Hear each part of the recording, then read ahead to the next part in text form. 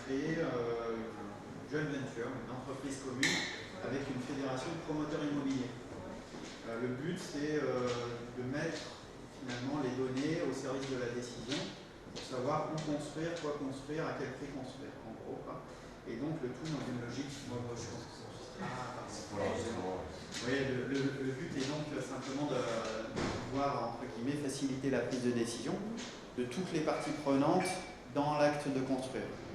Et donc, évidemment, on souhaite répondre aux promoteurs, mais également, on souhaite, je dirais, être en phase avec les attentes d'un territoire, avec les attentes d'un maire, avec les attentes d'une intercommunalité, et ainsi de suite. C'est pour ça que le titre assez large de cette intervention porte sur la mixité urbaine et comment peut-on utiliser les données, la data, pour faciliter la mixité urbaine. Donc pour faire les choses simplement, tout le monde parle de données, mais il y en a partout. Il y a peu de données qui sont réellement qualifiées, finalement, puisque tout le monde utilise les données de prix à un endroit, les bases de données bâtiments, donc il y en avait qui avaient commencé à les développer. Aujourd'hui, il y a une nouvelle base de données qui vient de sortir. Donc en continu, il y a de nouvelles données qui sont mises sur le marché et qui permettent normalement de caractériser un territoire aussi bien, et je dirais alors pas aussi bien, mais essentiellement sur son volet offre, c'est-à-dire qu'on est capable de caractériser assez simplement un territoire sur quel est le bâti, qu'est-ce qui est déjà construit, ainsi de suite. On a beaucoup plus de mal à caractériser la demande, à savoir les gens, qui sont-ils, où vont-ils et qui seront-ils demain. Et c'est encore plus pertinent à se poser comme question. On adresse des questions sur des opérations qui vont voir le jour, dans le meilleur des cas, dans 2 ans ou dans 3 ans, et ainsi de suite. Et encore plus, je pense, pour le logement social, si vous travaillez chez Action Logement, sur finalement un patrimoine immobilier qui va devoir être entretenu et vivre dans la durée.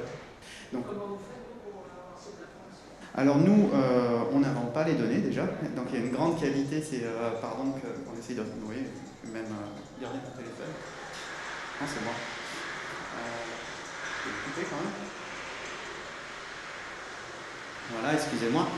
Nous, ce qu'on fait, c'est que nous, on a déjà agrégé toutes les données dites open data. Donc, ça, un peu comme tout le monde. La petite différence, c'est que nous, comme on fait ça depuis déjà plusieurs années, on agrège toutes ces données à des échelles géographiques différentes et on est capable de les entretenir et d'en assurer une maintenance continue. C'est-à-dire qu'à chaque fois qu'il y a un nouveau jeu de données annuel qui sort, avec même s'il y a différentes couches géographiques ou d'autres choses, on garantit cette qualité sur la donnée open data. Ça, c'est une première chose. La deuxième chose, c'est qu'à travers le partenariat qu'on a avec le CECIM, on a une donnée extrêmement précise et récente sur finalement toutes les transactions dans l'immobilier neuf. Et ça, c'est une donnée qui est propriétaire, entre guillemets, et que les autres opérateurs n'ont pas. C'est-à-dire qu'on va savoir à quel prix et au bout de combien de temps s'est vendu quel type d'appartement à tel ou tel endroit. Et ça me permet de revenir je dirais, finalement un peu aux fondamentaux. C'est comment créer de la mixité urbaine, comment être pertinent dans les opérations telles qu'on va les construire. Il y a d'une part la qualité de la donnée que j'évoquais, d'autre part le croisement et l'ajout de données qui peuvent être pertinentes, savoir ce qui se vend, à quel prix, et ainsi de suite. Puis la troisième couche, c'est de ne pas tout laisser finalement à l'intelligence artificielle, à la donnée, au logiciel, ainsi de suite. C'est d'être capable d'avoir l'expertise du promoteur ou l'expertise du développeur territorial pour être capable de dire quelles sont les données pertinentes à croiser.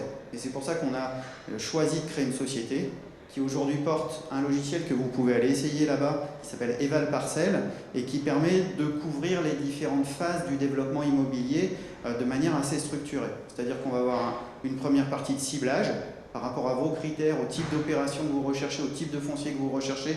On a organisé un moteur de matching, entre guillemets, entre vos besoins et les disponibilités foncières, pour aller vite. Dans un second temps, on a un outil qu'on appelle QuickCheck, qui est directement connecté sur ce ciblage et qui vous permet de valider la pertinence d'une parcelle. Et ensuite, dernière partie, on a automatisé le volet études de marché, donc ce fameux volet qui finit dans les comités d'engagement qu'on doit présenter à des investisseurs, mais qui peut également être présenté à monsieur le maire pour lui montrer la pertinence finalement de la programmation qu'on propose au vu, de l'offre existante, mais aussi au vu de l'évolution des populations sur son territoire. Alors on n'est pas Nostradamus, ce qu'on fait très bien, c'est de suivre jusqu'aux données les plus récentes l'évolution des populations, de leur niveau de revenus et de toutes les données qui caractérisent cette demande actuelle. Et après, derrière, on propose aux gens à nos différents partenaires de travailler sur la prospective.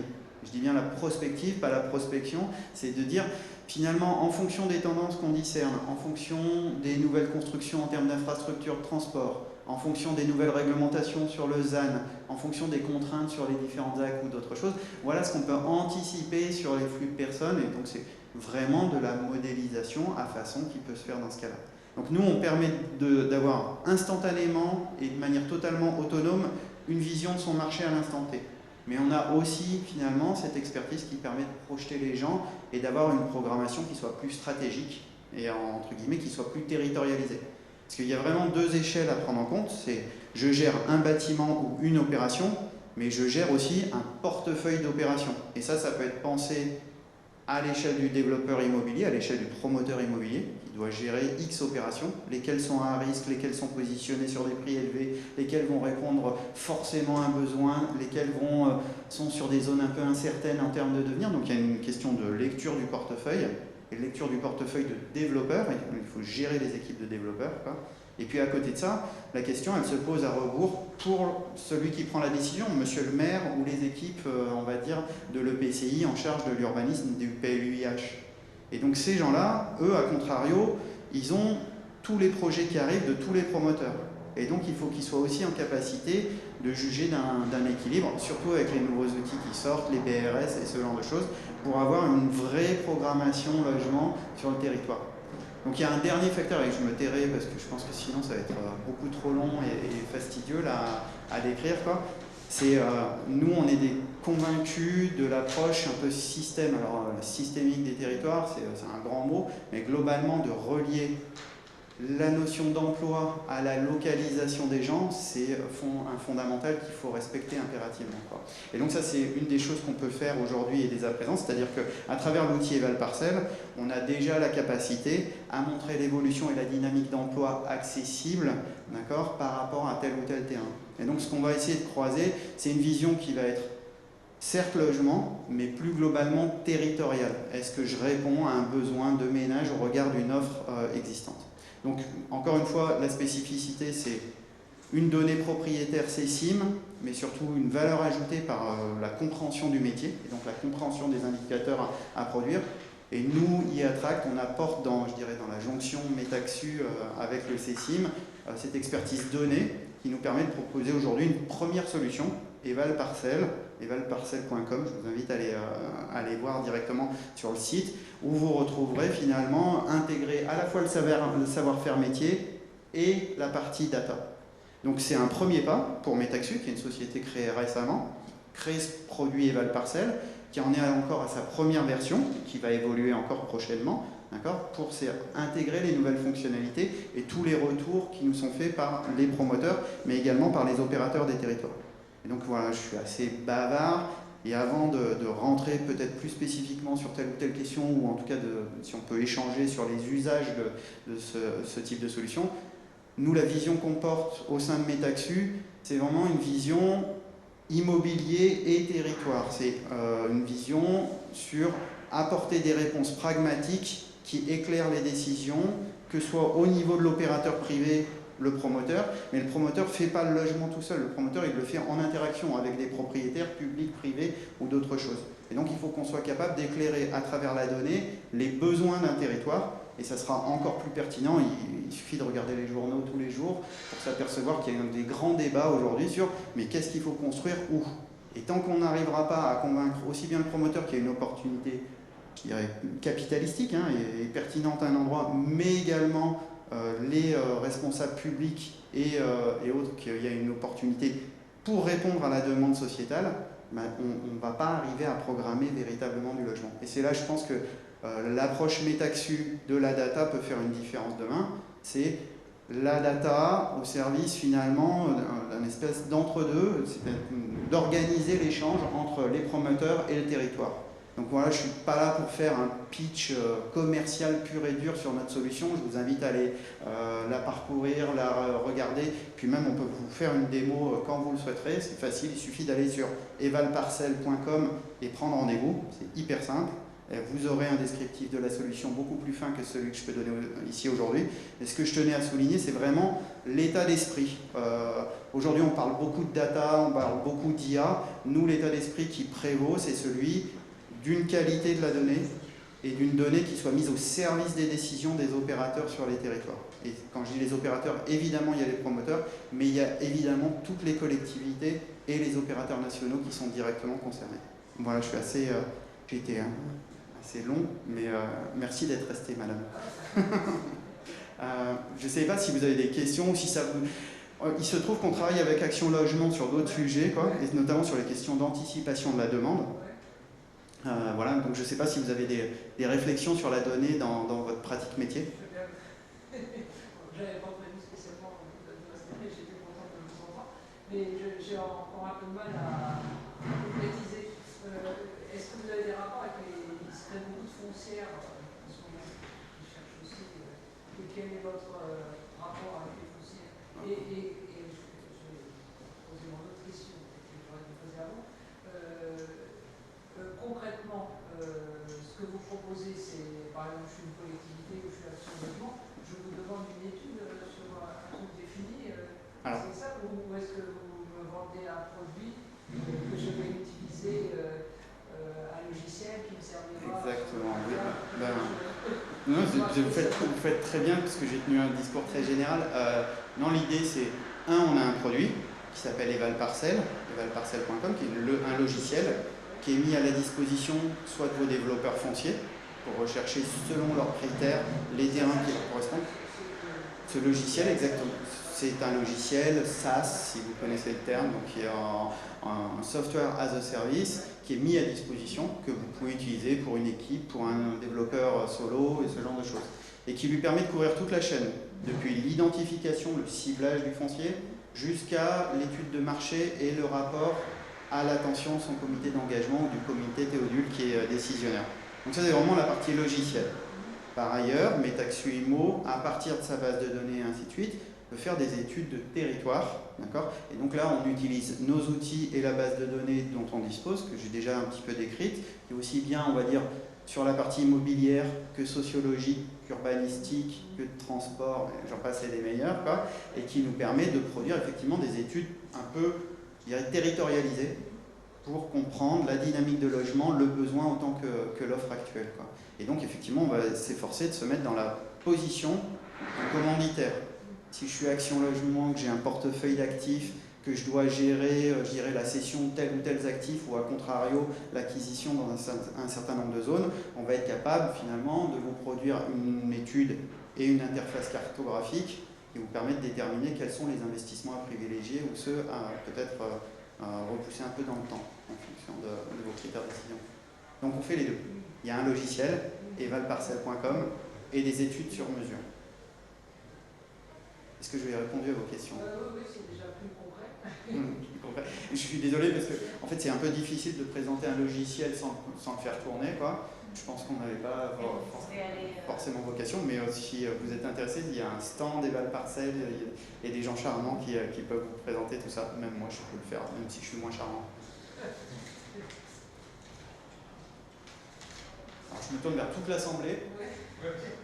Est-ce qu'il y a une dimension, un truc qui m'intéresse dans ce que vous dites, c'est est-ce qu'il n'y a pas une dimension finalement écologique à votre solution, parce que, et d'aménagement du territoire, c'est-à-dire qu'au lieu de se concentrer sur des zones hyper connues dans lesquelles on sait très bien comment ça se passe, où sont les prix, etc., si j'ai bien compris, ça éclate, et donc même si je ne connais pas le marché là-bas au bout, je peux le quantifier de chez moi, si j'ai bien compris, avec l'achat de...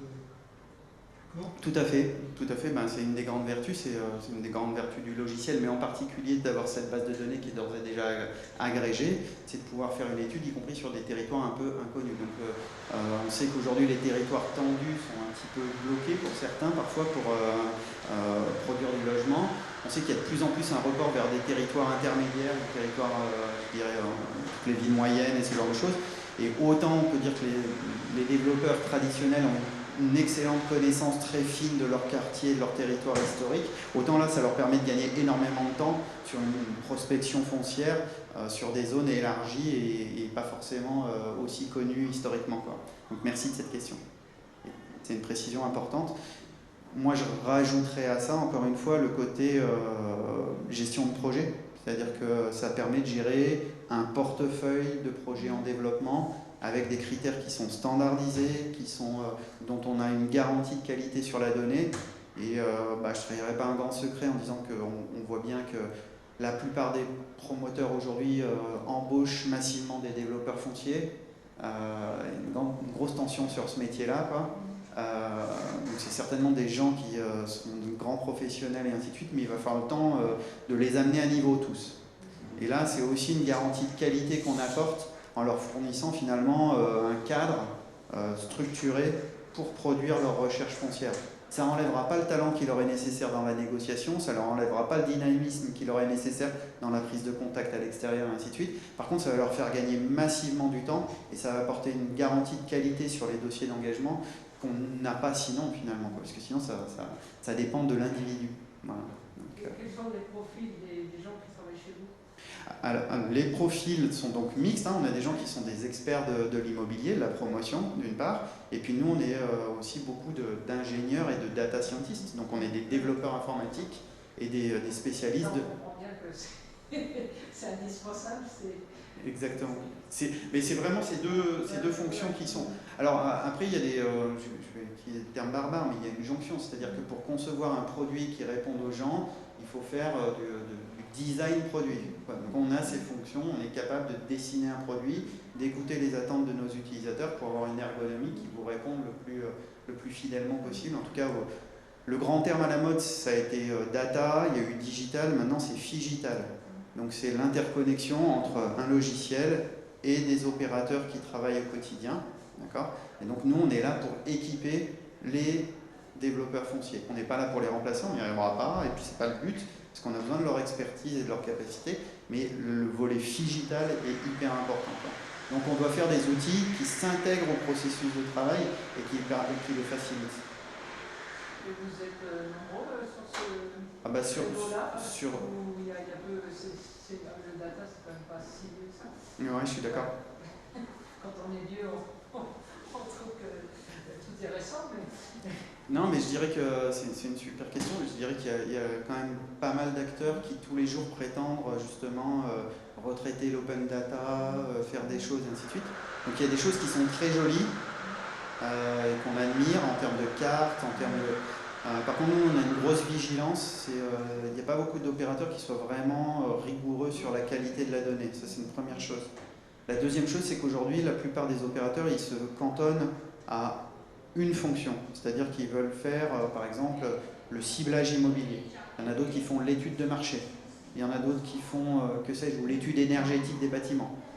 Nous, on essaye de créer, et d'ailleurs c'est ce qu'on a développé, excusez l'anglicisme encore, un one-stop shop, un guichet unique qui permet au développeur de faire son ciblage, de faire son étude de marché, d'apporter les modifications à son rapport et de pouvoir, je dirais, échanger en interne avec ses différents interlocuteurs, quoi, en interne et en externe.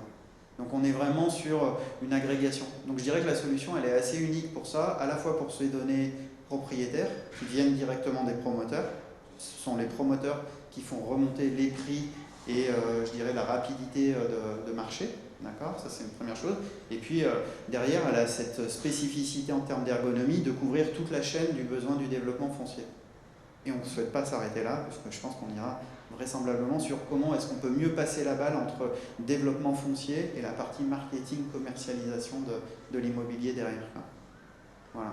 Donc ça c'est un axe longitudinal. Et puis l'autre spécificité, c'est que c'est un produit qui a été pensé pour les développeurs sur le volet privé, mais qui demain est encore une fois amené à être un objet frontière entre les promoteurs et les décideurs publics des territoires. Parce que la production de logement passe par cette interface aussi. Et ça nous paraît être décisif.